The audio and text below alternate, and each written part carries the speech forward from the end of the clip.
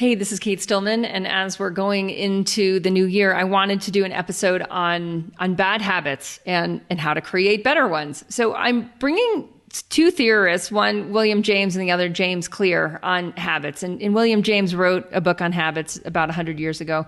He's a psychologist. And James Clear is a very popular writer. He wrote Atomic Habits in 2018. So we have like a good 100-year perspective on, to me, what are some truths that just don't seem to quit. So we are a summation of our habits. And if we have habits that are taking us down or going in the direction we don't want to go, and what is the best way to pivot? And that's really what this episode is all about. I recorded this with our past leadership team. These are the mentors in the Yoga Healer courses, of all different courses. And we really dive into some things that James Clear talks about, his theories in Atomic Habits, which is based on new research, and William James's his experience 100 years ago writing on habits from a psychology perspective. There's an enormous amount of overlap. And I hope you listening to this insight get an idea of how you can really move forward fast in the new year with better habits. As always, if you want to be in a Yoga Healer course and be coached by me directly, what you should do is schedule a body goals session. So just go to yogahealer.com/body goals and fill out a form. We'll have a conversation with you and see what the best way for us to help you get where you want to go actually is. All right, on to bad habits and how to create better ones. What I thought we would do, these little inspirations come and I just follow them with reckless abandon, truth be told, and without any sort of questioning. We can talk about that at some point too, about how to decide what to coach on. But what I was thinking about was how in any mentoring position, really habits are the core of what we do. So it doesn't matter if you're mentoring for Body Thrive or for Living Ayurveda course or for yoga health coaching or for Master of You or for Yogi Detox. The core, in a way, if we just boil down to like the core of what we do or how we are able to coach is based on habit at some level. Like it's based on habit. And in Body Thrive last week, I talked about Benjamin Hardy's book, Personality Isn't Permanent. If anyone missed that, I'd go back and watch at least the first 30 minutes of that, because I'm not going to repeat that now. What I thought I would bring in today is like a cross between William James teaching on habit and James Clear, because they both have the name James in their name. No, just kidding. That's not the reason. That's just a coincidence. Because I think the more we study habit, the more insight we can get into coaching around habits. That's sort of my take on this. There's this book. Let me find what it's called. I'm curious if anyone has read, where is it? Daily Rituals by Mason Curry. So this is funny. So Daily Rituals by Mason Curry. It's like, like bathroom reading books, like it falls into that category because like every chapter is one page. And what Daily Rituals, what she does, or he, I don't know if Mason's female or male, is takes a famous person and tells you their daily habits, which is really interesting. Yeah. I mean, for me, it's really interesting. You guys also might find it interesting. Because you'll look at something and be like, how did they do that? They were like partying till 2 a.m. They were like never eating real nutrition. Like certain people who've done a lot have had atrocious habits. And then other people who've done a lot have had like meticulous habits. So it's fascinating for me on that level of like, So in any case, do you guys want to hear the daily rituals of William James? Has anyone read Habit by Mason James or by William James? It's really short. The copy I have was a reprint from the University of Michigan library, and it's only like 50 pages long. All right. This is what Mason Curry said about William James. He drank moderately and would have a cocktail before dinner. He stopped smoking and drinking coffee in his mid-30s. He procrastinated. As he told one of his classes, he was a professor. I know a person who will poke at the fire, set chairs straight, pick dust specks from the floor, arrange his table, snatch up a newspaper, take down any book which catches his eye, trim his nails, waste the morning anyhow, in short, all without premeditation, simply because the only thing he ought to attend to is the preparation of a noonday lesson in formal logic, which he detests. So he was describing himself and procrastination. It's such a thing, though. So part of it with habits is catching ourselves in the habit of what we're doing, right? Catching ourselves in the habit of what we're doing. And one of the ways that James Clear talks about this, he says, a lack of self-awareness is poison. Reflection and review is the antidote. So what's interesting about that is, like, here we have 100 years ago, William James writing about habits, writing a book on habits. And there's some really good stuff in there, which I'll read a little bit from. And here's William James reflecting on his ability to procrastinate and giving you the blow by blow down to, like, picking stuff out of his nails, right? And that's how it is, though, isn't it? Isn't that how it is? So it's like when we're coaching, we can help people become more self-aware. So reflection and review is the antidote. That's James Clear in Atomic Habits. Lack of self-awareness is poison. In the process of yoga, like with so many people, when they come to yoga, have a much lesser understanding of the power of self-reflection. They don't see what they are doing. And they don't see the impact of what they're doing over time. And then we also, as James Clear says, we often dismiss small changes because they don't seem to matter very much in the moment. Right? So then we see the little things and we don't think they matter much, whether they're things that we're trying to do to improve or whether they're things that we're doing that are actually, like, leading to behaviors that, when they compound, are not the direction that we actually want to go in. So when we start to look at this, like, self-reflection increases with the habits that we espouse in Body Thrive, right? Like or even the habits that we espouse in any course, like anything that we're saying, like, hey, do this more. There's small incremental changes. Those small incremental changes compound over time. So there's this other component, as the more we start to understand that the power of reflection really matters, doing small things matters. And that's where, like, the 2-minute rule comes in.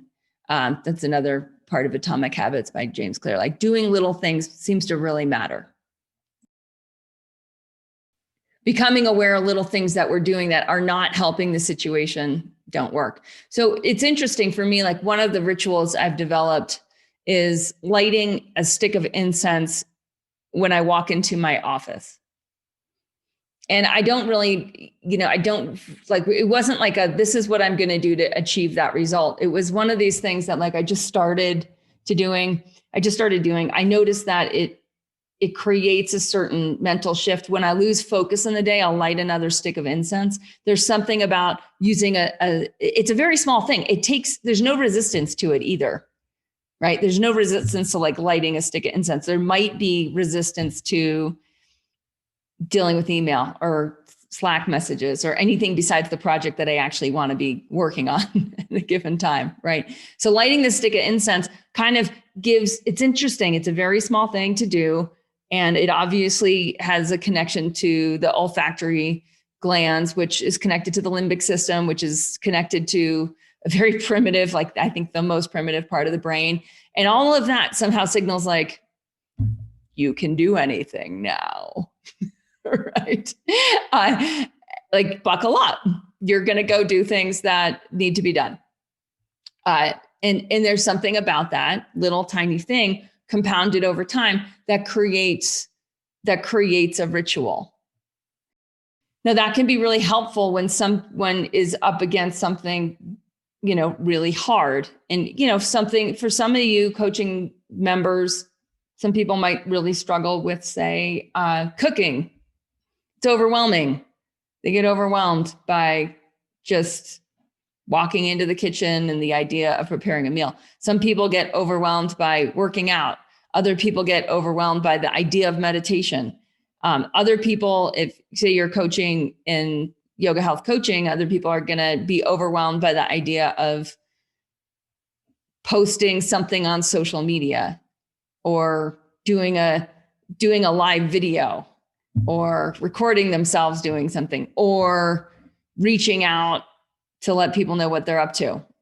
Like anything that has to do with being seen, they'll have a block to, and it'll be overwhelming. So that's where we're looking at these little small things that lead to other small things that can create a shift can be very helpful. So this idea of building new habits, another thing James Clear says is before we can effectively build new habits, we need to get a handle on our current ones. Now that's pointing back to reflect and review, right? Like self-awareness, reflect and review. What are we currently doing? Like, what do we really need to get a handle on that is leading down a path that we don't want to end up at the end result? Now, especially those things that are happening every day. And this is where breaking the thing down, like breaking the thing down that is going in the wrong direction into the smaller things. And that's exactly what Mason Curry did. Or that's exactly what Mason Curry was pulling out of William James's description of exactly how he procrastinates. I know a person, he's talking about himself, who will poke at the fire, set chairs straight, pick dust specks from the floor, arrange his table, snatch up the newspaper, take down any book which catches his eye. Like, it's showing just like there's this level of just avoidance, right? Trim his nails, waste the morning anyhow in short, without premeditation. And this premeditation is really important because it really also shows the link between mental rehearsal, AKA visualizing the habits you want to have, and the power, because that's a very easy bar. Indy and I were working on this week because she couldn't see herself doing a back walkover on the high beam, right? And she has a block around the walkover on the high beam. She needs to nail it. Like, if she's really going to stay in competitive gymnastics, and it's a scary thing to do. I think we would all admit, like, none of us is that eager to go a few feet in the air on a skinny long thing that's hard and go over backwards, plant our hands, kick our feet over our head, and try to get our feet on that little skinny stick of a beam. Yeah, right? No thanks. Another day. So how do you break it down? How do you premeditate? Because if you premeditate the wrong thing, you set that up as well. Okay. So any sequence, this is going to be another quote from William James. Any sequence of mental action which has been frequently repeated tends to perpetuate itself. I think we'd all agree with that. Like, that's more or less the definition of what a habit is. So any mental action, it's important that he's saying mental here, though, to me, like, that's significant. Any mental action which has been frequently repeated tends to perpetuate itself, so that we find ourselves automatically prompted to think, feel, or do what we have been before accustomed to think, feel, or do under like circumstances, without any consciously formed purpose or anticipation of results. Right? Like, that's where these things compound into results that we're not necessarily anticipating. I was reading last night, before I finished that quote, COVID. It was an article on NPR, and it had something to do with like COVID deaths and who's dying of COVID and who's not, like who's getting sick and who's not. No, sorry, it wasn't NPR. It was Scientific American, December 2020 issue. And then it also went into like, why are so many more people low income dying, and why are so many more people in the United States in particular that are African American dying? So I read this article. It was maybe like, I don't know, 3,000 words. And there was maybe 50 words that had And by the way, like habits and lifestyle seem to contribute to inflammation, which seems to be that which makes someone really sick from COVID. Like 3,000 word article with 50 words tucked into the second to last paragraph that highlight a major difference between people who have an anticipation of results, right? Of how we eat now affects how we feel later, affects what we get sick from later. And some people, and this is where, to me, like some of the socioeconomic differences really start to get, I have some very big question marks about, because I, like most of you, can go buy a bag of rice and a bag of beans and soak them overnight and cook them in the morning and have more or less an anti-inflammatory diet, right? That costs a lot less than fast food. So to me, there's a huge component of helping people understand and helping people educate and helping people change habits. And some of them might be around cooking and how do we lower the bar to make it easy, but also how do we start to see what are the mental actions that are perpetuating themselves? Okay, so with that in mind, I'm going to start the quote again and read it. This is again, William James, this book that he wrote over 100 years ago.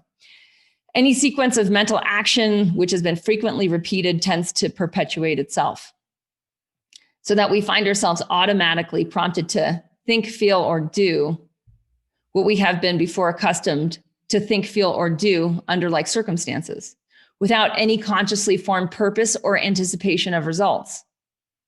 The great thing then in all education, this is in italics, is to make automatic and habitual as early as possible as many useful actions as we can, and to guard against the growing into ways that are likely to be disadvantageous to us, as we should guard against the plague.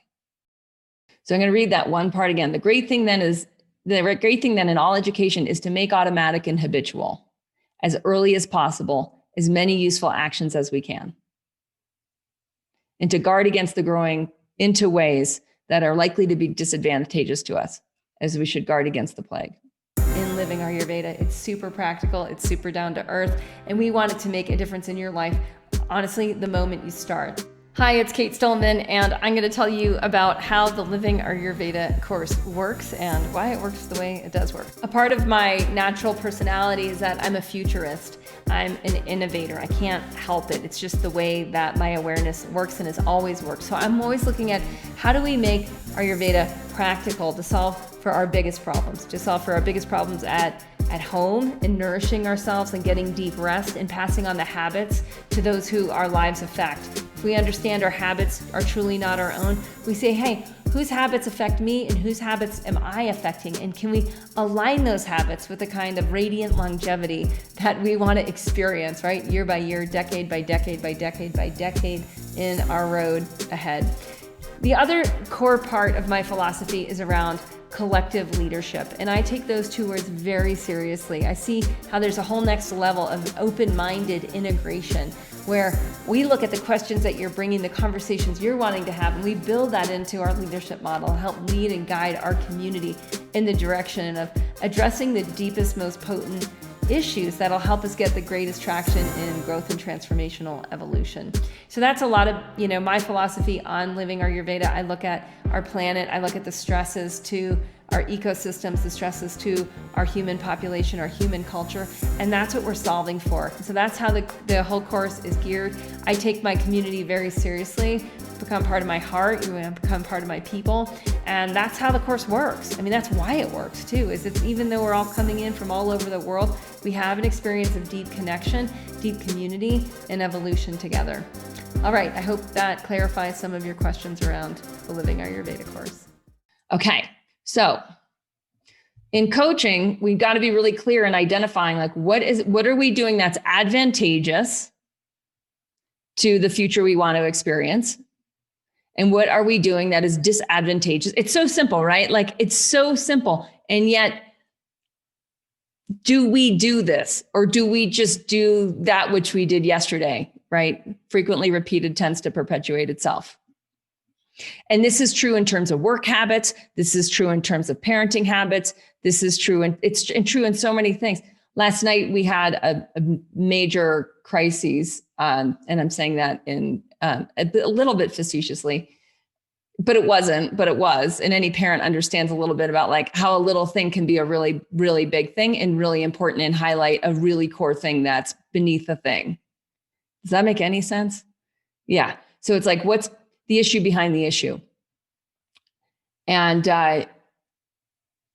when we're able to stop and look for the issue behind the issue of like what's really, really going on, right? Now, all of a sudden, we're doing what James Clear is saying, right? Now, all of a sudden, we're becoming more self-aware.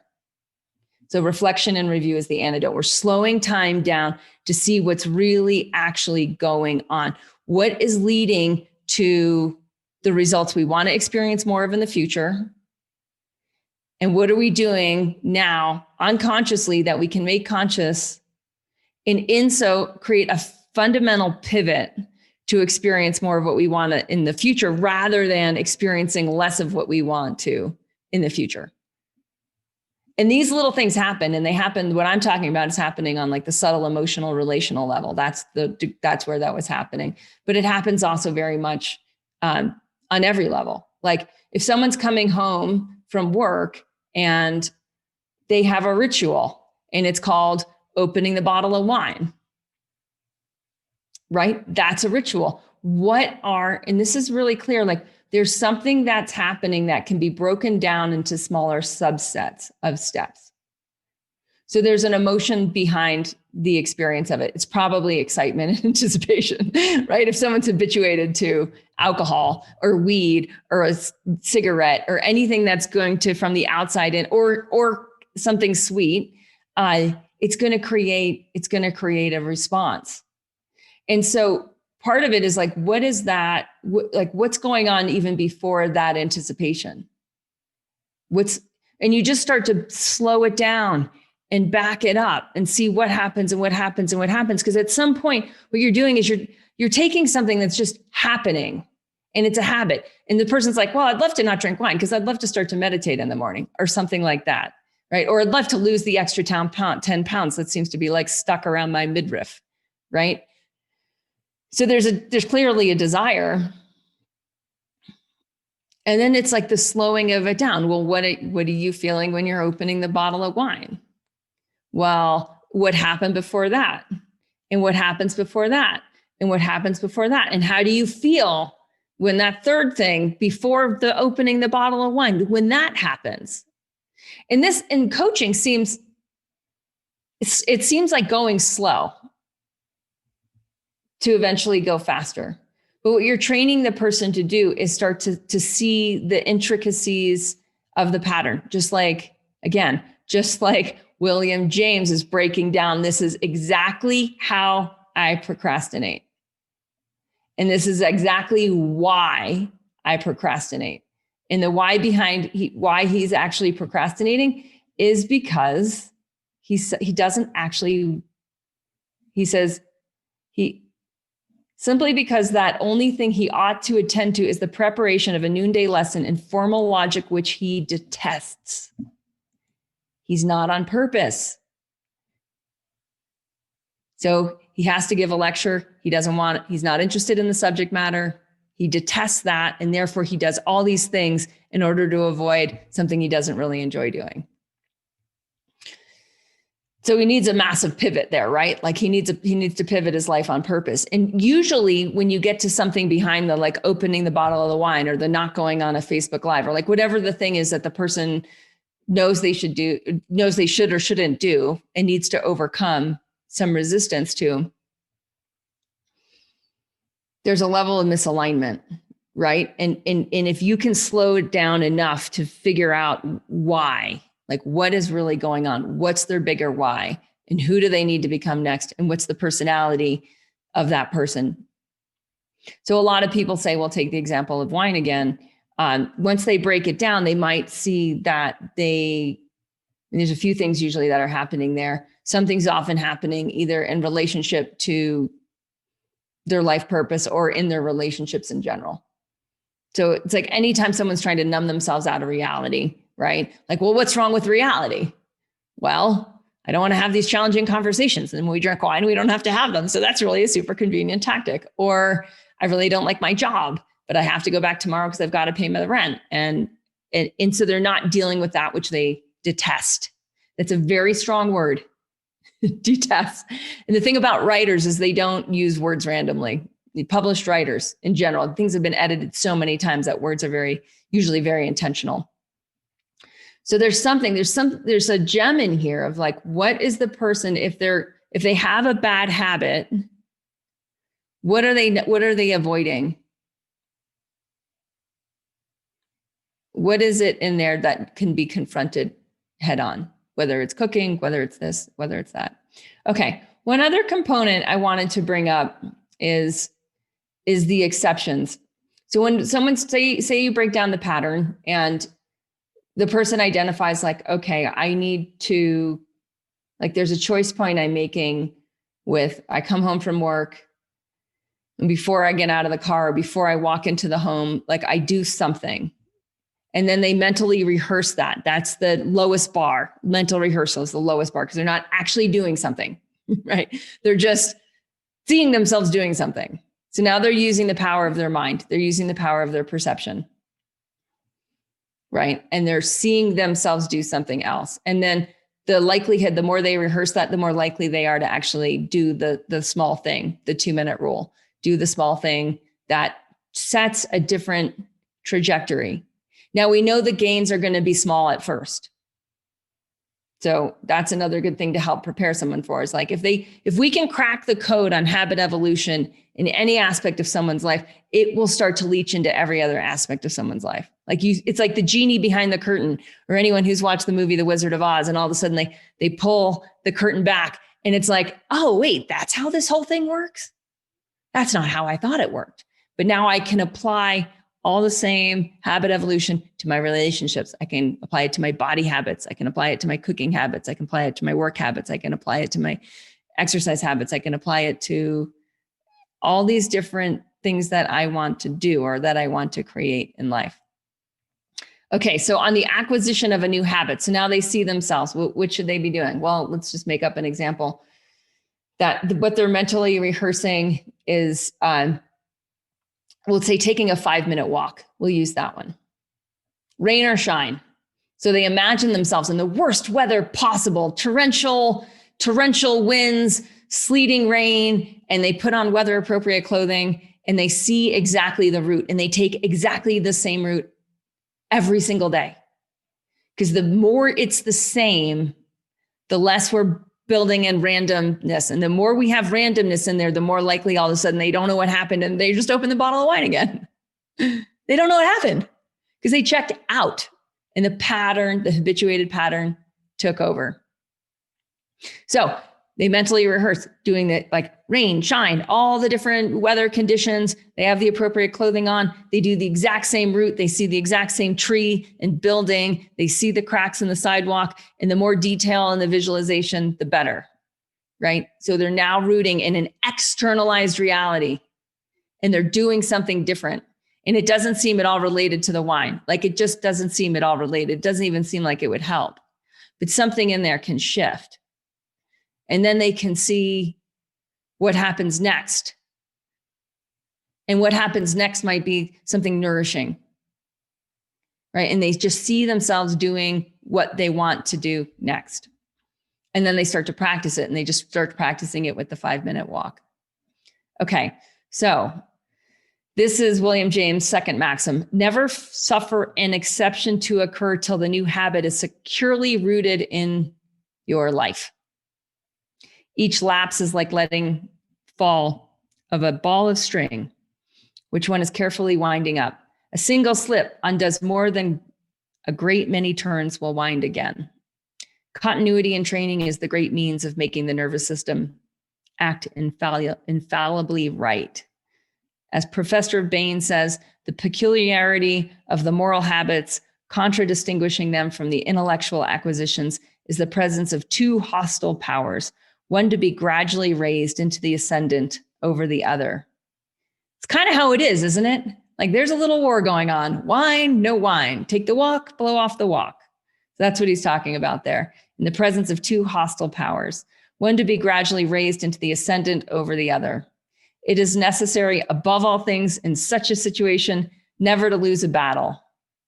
Every gain on the wrong side undoes the effect of many conquests on the right.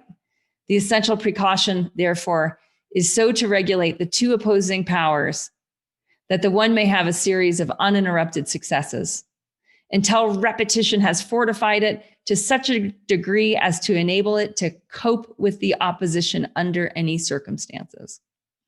This is the theoretical best career of mental progress. The question of tapering off and abandoning such habits as drink or opium indulgence comes in here and is a question about which experts differ with certain limits and in certain to what may be the best for an individual case. In the main, however, all expert opinion would agree that abrupt acquisition of the new habit is the best way. I got to point out a lot here. Like, it's not quitting the old, right? Abrupt acquisition of the new habit is the best way. So in the sentence before, he's talking about like, there's all these exceptions, right? And there's all these different addictions, right? But if we're looking in general, experts would agree, expert opinion would agree that abrupt acquisition of the new habit is the best way if there'd be a real possibility of carrying it out. That's James Clear's 2-minute rule. It's got to be doable. It's got to be doable. Or 1% improvement. It's got to be doable. We must be careful not to give the will so stiff a task as to ensure its defeat at the very outset. But provided one can stand it, a sharp period of suffering and then a free time is the best thing to aim at. Whether in giving up a habit like that of opium, that's tough. Opium's tough. Anyone who's ever like dealt with addiction, like opium's not going to be an easy one. So they're bringing that to a very big extreme. Or in simply changing one's hours of rising or of work. It is surprising how soon a desire will die. I don't know this word, of inanition, if it ever be fed. INANITION. Will soon die of inanition if it be never fed. My guess is what they're saying there is like, if you stop feeding the monkey, it loses power. It loses its power, right? So if you feed that which you want to grow, it will gain power. And so what James Clear is saying about this, I think, which is really a coupled importance, he says, never miss twice. If you miss one day, try to get back on track as quickly as possible. So he's basically saying the same thing there. Never miss twice. I heard in pranayama, when I was studying pranayama seriously at the Iyengar Yoga Institute, like never miss once, because it breaks the chain. It breaks the pearls. It breaks the pearl necklace. William James is saying exactly the same thing with the ball, winding the ball. This is James Clear. Time magnifies the margin between success and failure. It will multiply whatever you feed at. Good habits make time your ally. Bad habits make time your enemy. Decide the type of person you want to become. Prove it to yourself with small wins. Okay, this is one more by William James. Recollect that only when habits of order are formed can we advance to really interesting fields of action and consequently accumulate grain on grain of willful choice, like a very miser, never forgetting how one link dropped undoes an indefinite number. The importance of forming such habits of order later, that became one of James' great subjects as a psychologist. So this whole idea of like, it's got to be small enough and we have to emphasize the repetitive nature of it. Because otherwise what happens is the old pattern is so much stronger. It's just so much stronger and it just takes over. All right. Alyssa's adding, Benjamin Hardy says it's easier to do some 100% of the time than to do it 98% of the time. Yeah. So it's like the small thing done very, very regularly is going to win. This noticing the small habits of what's winning is really important to do in coaching as well. It's like, what's already working? What are the small changes that you've made? So there's the gap and the gain, as Jan Sullivan says, like, notice the gain. Notice the gain before you go on to notice the next gap. right? And what that's doing is that's helping that chain grow stronger, or the ball wind the next level of string around, or the pearl string the next bead on the necklace. It's all saying the same thing. Like notice the gain, help the person notice the gain, even if only the gain is mental rehearsal, and then build on that. Never suffer an exception to occur until the new habit is securely rooted in your life.